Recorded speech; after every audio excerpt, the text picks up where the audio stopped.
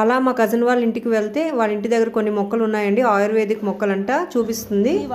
ఇది వామిటాకు ఏదో అంటారు, పుల్లగా ఉంటుంది అట ఇది. వామిటాకా?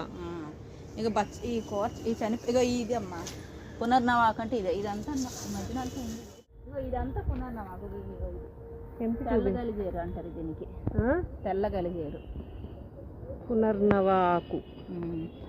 ఈ ఆకు పేరు నెట్లో సెర్చ్ చేస్తే దొరుకుతుందండి బెనిఫిట్స్తో పాటు.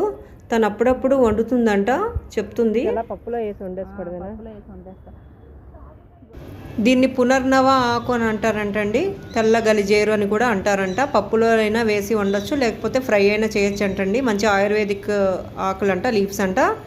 ఈ ఆకులు ఎక్కువ మార్కెట్లో అమ్మరంటండి, కాకపోతే ఎక్కడ పడితే అక్కడ లెగుస్తుంటుందట. మనం గుర్తుపట్టగలగాల మిగతా మొక్కలతో కలిపి. కావాల్సినంత కట్ చేసి ఇచ్చేసిందండి. నేను కూడా ట్రై చేద్దామని చెప్పి తెచ్చేసాను అనమాట.